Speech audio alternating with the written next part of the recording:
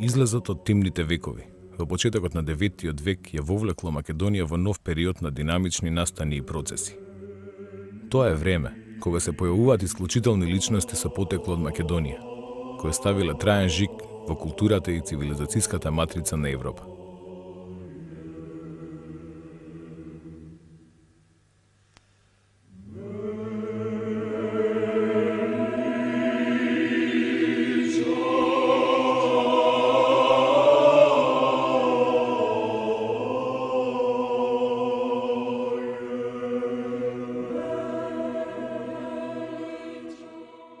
Такви биле солунските браќа, Константин Кирил и Методи, чија мисионерска дејност во Македонија била крунисана со создавање на словенската азбука за потребите на македонските словени во 855 година.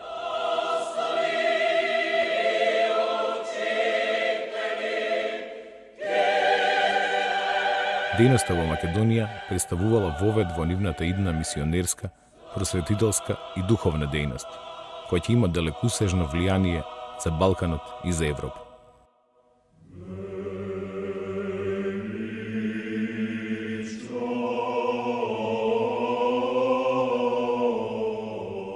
Раѓањето на Константин и Методи се случило во услови на сложени историски состојби во кои се нашла Македонија. Непосредната опасност од јакнењето на бугарската држава во првите децении на 9 век ја навело Византија на активна политика за придобивање на словенската елита во Македонија.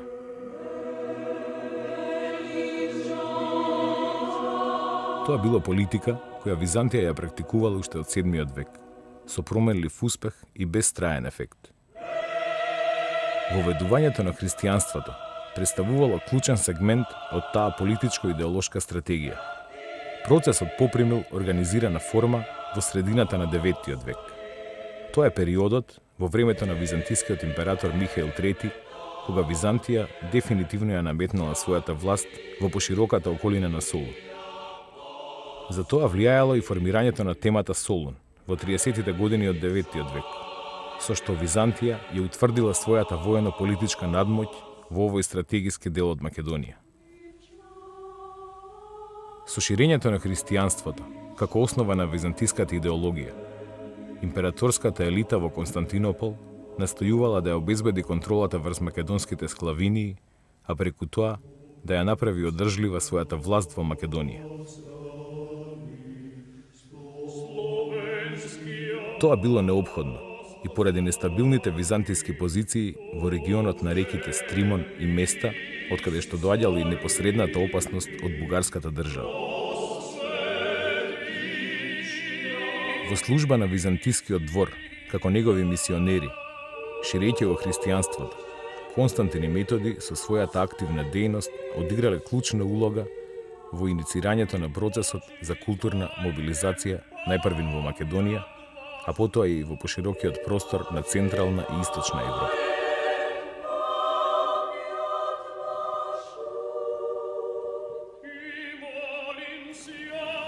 Константин и Методи биле родом од Солун и потекнувале од угледно семејство. Константин бил роден во 827 година, додека раѓањето на Методи како постар брат најверојатно претходело во 825 година. Таткото Лав ја извршувал високата воена функција друнгар, подстратег на солунската тема, а мајката Марија била од угледно солунско семејство. Исклучителното познавање на словенскиот јазик на Константин и Методи, како и прифаќањето на нивната подоцнежна управителска и мисионерска дејност од страна на словените, упатува на нивното веројатно словенско потекло. На тоа имплицира и чистотата на Константин, која е акцентирана во пространото Кирилово житие. Со оглед на фактот што Кирил и Методи потекнувале од угледно семејство, нивното образование било возможено врз основа на стекнатиот углед кој што го има неговиот татко и мајка во Солун. И како резултат на тоа тие биле школувани во престижни училишта во Солун, што било ретка привилегија во тоа време, значи привилегија само на оние богати и влијателни семејства воопшто во Солун и во Византиската империја.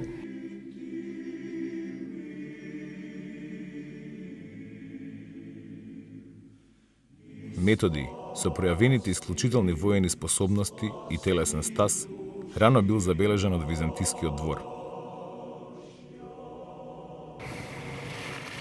Фактот што Константин и Методи потекнувале од Солун, каде што во изминатиот период се одвивала активна интеракција помеѓу словените и македонците, ги правела најпогодни личности за имплементација на мисиите во Македонија.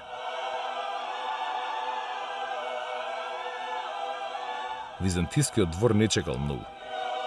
Веќе во средината на 40-тите години од 9 век, кога бил на 20 годишна возраст, Методиј бил поставен од византискиот двор за кнез на словените, со задача да управува словенско кнежевство.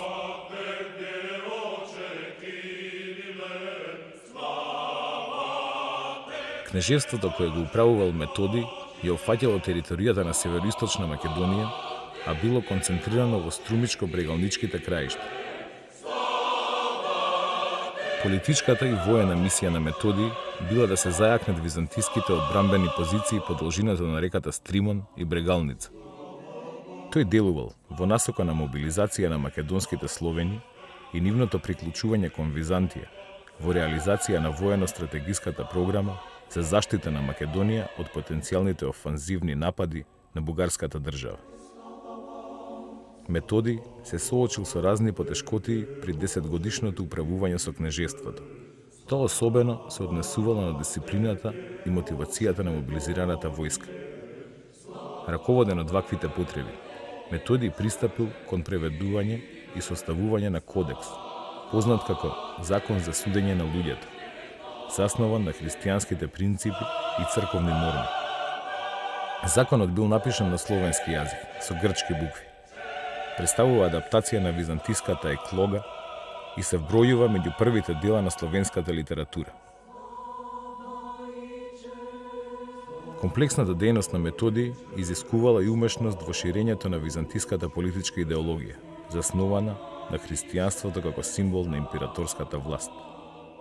За пополнување на овој значаен сегмент од дејноста на Методиј, византискиот двор во почетокот на 50-тите години од 9 век во Македонија го испратил неговиот брат Константин. Со својот исклучителен талент за совладување на филозофските и филолошките науки, Константин уште на 20 годишна возраст ја завршил познатата византиска Магнаурска школа под менторство на најпознатите филозофи од тоа време – Лав Филозоф и Фотий. Константин бил во целост посветен на науката. Самиот тој велел: "За мене нема ништо поголемо од науката, преку која ќе добијам мудрост и ќе побарам прародителска чест и богатство."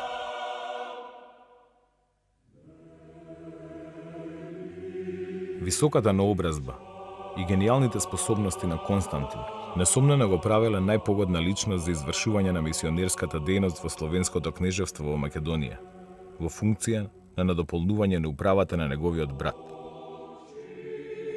Поаѓајќи од овие мотиви, веќе во почетокот на 50-тите години на 9 век, Константин бил испратен од византискиот двор на мисионерска служба во Македонија.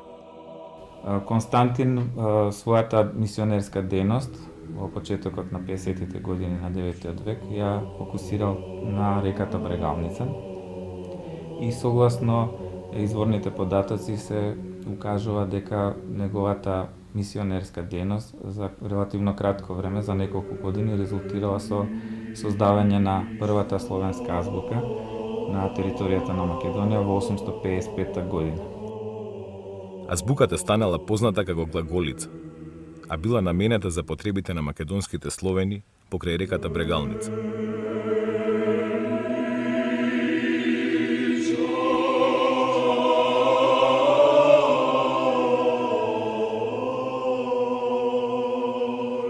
Извадокот од делото за буквите на анонимниот автор, познат под псевдонимот Црноризец Храбар, покажува дека создавањето на словенската азбука било извршено од Константин во 855 година.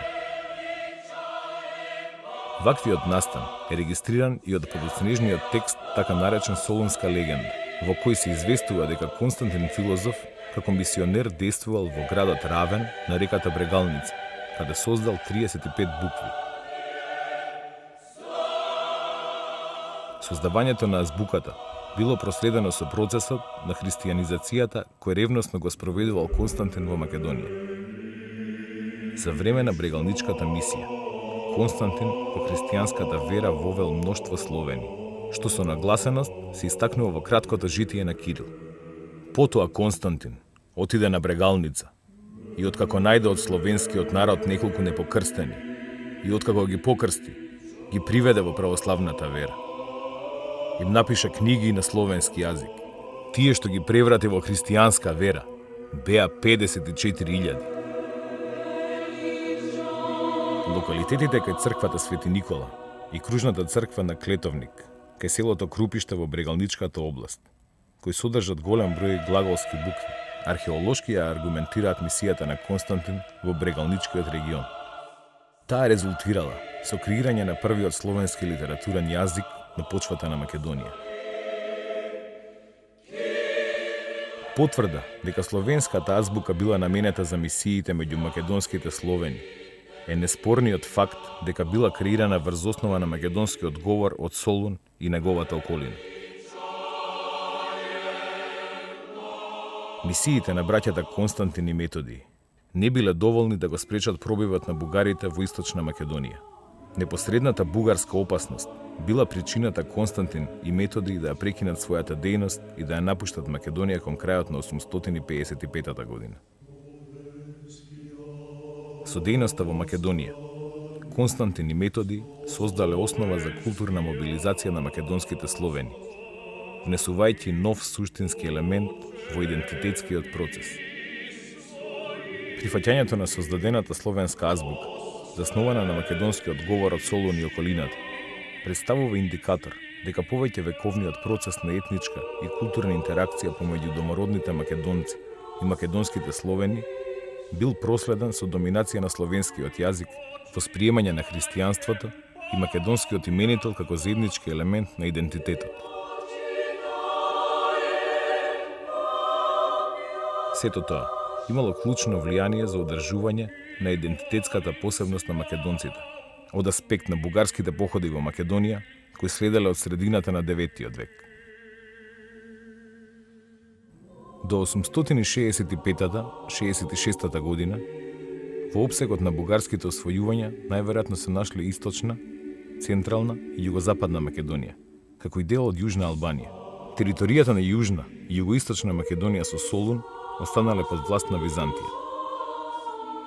Во изворните податоци се нагласува дека и обата браќа во наредниот период биле ангажирани од Византија со оглед на нивното стекнато искуство од Македонија во други повеќе дипломатски мисии меѓу сарацените, односно арабјаните и меѓу хазарите, иако тие во некоја рака биле помалку успешни со оглед на тоа што самите хазари, иако биле традиционални сојузници на Византија, не го прифатиле христијанството, сметајќи дека со тоа ќе станат уште позависни од Византија. Во текот на наредните години, Константин и Методий се посветиле на усовршувањето на словенската азбука и на преведувањето книги на словенски јазик на планината Олимп во Мала Азија. Мисионерскиот капацитет на Кирил и Методий бил искористен од страна на Византија и во други мисии, меѓу кои клучната мисија во Велика Моравија во 863 година. Таа мисија која што ја реализирале солунските браќа била инициирана всушност од кнезот на Моравија, Ростислав, кој што се обратил до византискиот император Михаил III за да му испрати одредени мисионери со цел да се воведе словенската писменост и словенскиот јазик во богослужбата. Фактот што веќе била создадена словенската азбука во Македонија ја доведува во логичен контекст и подготвеноста на Константин и Методий за релативно краток временски период од 1 година да одговорат на потребите на сложената мисија во Моравија, што покрај соодветната адаптација на словенската азбука изискувало и превод на книги на словенски јазик. Мисионерската дејност на Константин и Методий во Моравија неминовно попримила поширока политичка димензија, бидејќи преку неа Византија претендирала да воспостави противтежа на германското и латинското влијание надвор од нејзините граници. Мисијата коинцидирала со растечкото соперништво меѓу Рим и Византија околу обезбедување на црковно влијание во Бугарија. Со тоа директно биле засегнати интересите на римското папство и германското свештенство, што разбирливо најшло на соодветна противреакција. Сепак, Византија била таа која на крајот го извела покрстувањето на кнезот Борис во средината на 60-тите години од 9-тиот век. Во такви услови, мешањето на римското папство во мисиите на Константин и Методи било водено од потребата за воспоставување сопствен духовен авторитет среде словенскиот свет. Пројавениот интерес на папите пак бил искористен од Константин и Методи за издействување на јавна изведба на света литургија на словенски јазик за време на нивниот престој во Рим во 867 година. Со тоа, словенската богослужба добила официјално признание, а словенскиот јазик бил вброен меѓу еднакви по ранг јазици. За време на престојот во Рим, дел од учениците кои ги придружувале браќата се стекнале со свештенички чин од папата Адријан II, и тоа сосем е известно по препорака на нивните учители. Меѓу нив веројатно бил и Климент, како еден од првите нивни придружувачи и најистакнати ученици. Меѓутоа, наскоро Константин заболел.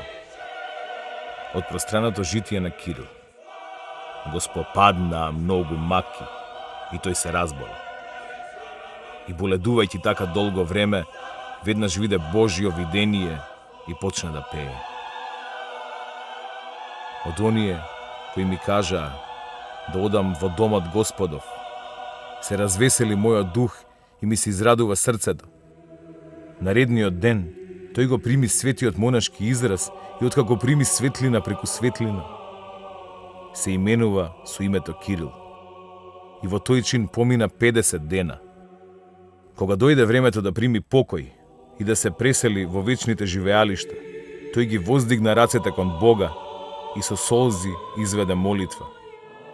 И откако ги бакна сите со својот интегритет, кажа: благословен е Бог, кој што не предаде за плячка во забите на нашите невидливи непријатели, но ги раскина нивните стапици и не избави од нивниот гибел. И така почина со Господа. На 42 години, на 14-тиот ден од месец февруари, Индик II, во 6377 година од создавањето на светот. Константин Кирил бил погребан во црквата Свети Климент во Рим со највисоки почести, кои им биле давани на папите. По смртта на Кирил во февруари 869 година, во наследство на Методий останало да се продолжи заедничкото се словенско дело. Самиот Кирил непосредно пред смртта му оставил во аманет на Методий да ја продолжи благородната просветителска дејност.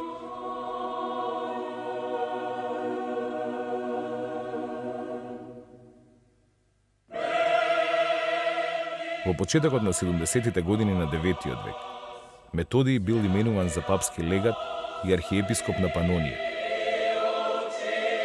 На овој начин, Римската црква претендирала да воспостави црковна контрола на поширока територија, што ја засегало јурисдикцијата на тогашната архиепископија на Салцбург.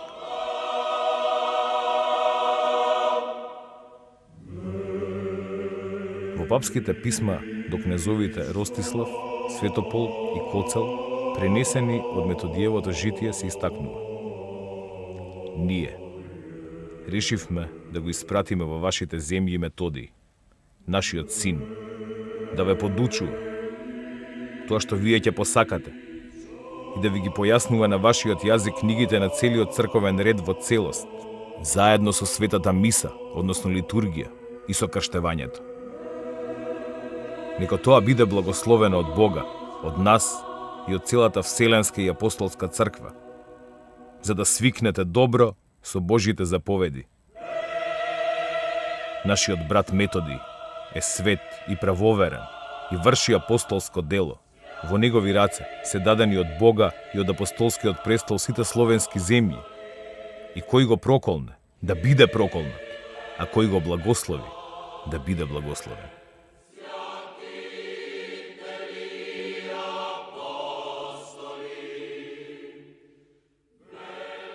Сепак претензиите на римското папство довеле до тоа Методиевата дејност да биде проследена со силни обструкции од страна на германските свештеници.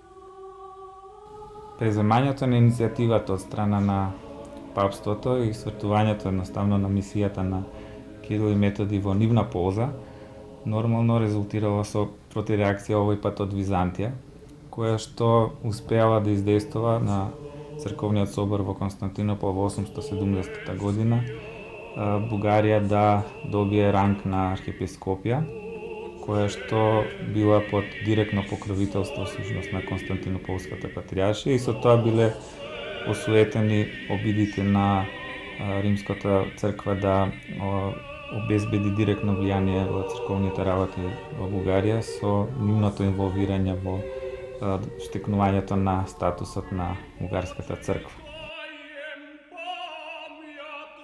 Независно од силните обструкции, кои во одреден период кулминирали со негово затворање, Методи продолжил пожртвувано да работи на развојот на црковниот систем и на воведување на словенската богослужба во Панонија и Моравија. Смртта го затекнала во Моравија во 885 година. На Цветница, кога беа собрани сите луѓе, тој влезе во црквата и, макар изнемоштен, изрече благослов за императорот, за кнезот, за духовниците и за целиот народ и кажа: чувајте ме, деца, до третиот ден. Тоа и се случи. На третиот ден, на разденувањето тој рече: во твоите раце, Господи, го предавам својот дух. И почина во рацете на свештениците во 6-тиот ден на месец април, индик 3, во 6393 година од создавањето на целиот свет. Учениците го поставија во ковчег, му оддадоа соодветни почести, ослужувајќи погребна служба на латински, грчки и словенски, и го поставија во соборната црква. И тој се присоедини кај своите отци и кон патријарсите, пророците, апостолите и мачениците.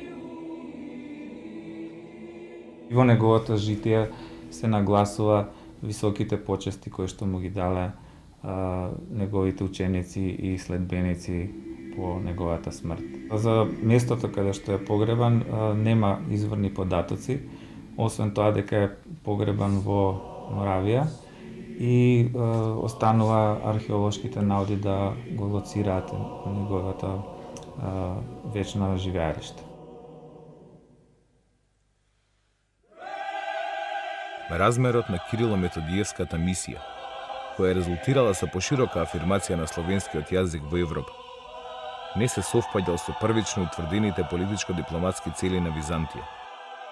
Директното инволвирање на римското папство во дејноста на светите браќа и превземањето на иницијативата преку назначувањето на Методи за архиепископ во Панонија значило целосен мисионерски пораз за Византија. Во таа смисла, не зачудува што современите византиски извори апсолутно ништо не говорат за мисиите на Кирил и Методи. Единствено кон крајот на 11-тиот и почетокот на 12-тиот век, охридските архиепископи, Теофилакт Охридски, а неполно столетие подоцна и Димитрий Хоматијан сметале за потребно преку житијата на Свети Климент да ги истакнат и кирило-методиевските традиции, прилагодувајќи ги оригиналните изворни словенски житија за светите браќа.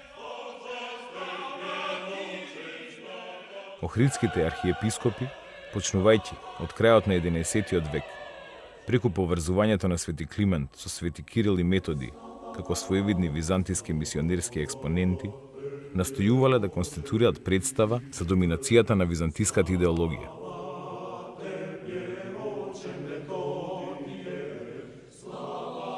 Тоа го правеле независно од фактот што во 9-тиот век делувањето на овие просветители во повеќе аспекти не се совпаѓало со византиската политика. Во секој случај, Теофилакт Охридски со пиетет пишувал за светите Кирил и Методи.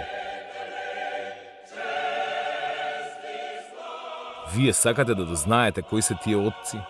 Методий, кој ја украсил Панонската диоцеза, станувајќи архиепископ на Моравија, и Кирил, кој бил голем во знаењето на небесната филозофија, и дури уште поголем во неговото знаење на христијанската мудрост, и ја познавал природата на сите работи што реално постоеле, и станале силни во учителското слово, а силата на таквата мудрост привлекла мноштво.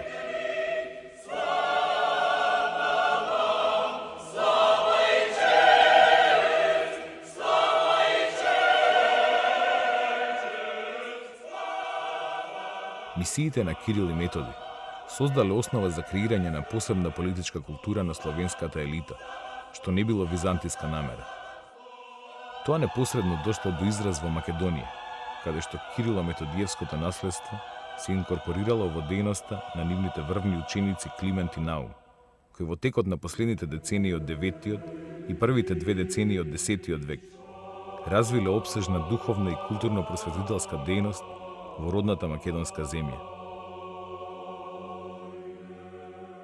Самиот автор на Методиевото житие, кој бил негов верен ученик и доследен следбеник, на крајот ќе му порача на својот голем учител Методий: а ти, света и причеста главо, со молитвите своји од височините, погледнувај милозливо кон нас, кои што копнееме по тебе. Избави не нас, твоите ученици, од секаква напаст. Распространувај го учењето и прогонувај ги ересите, та и ние, кои преживуваме тука достојни за своето звање, да застанеме заедно со тебе, како твое стадо од десната страна на нашиот Христос Бог, примајќи од Него вечен живот. Нему му припаѓа слава и чест во веки веков. Амин. Од простреното житие на Методий.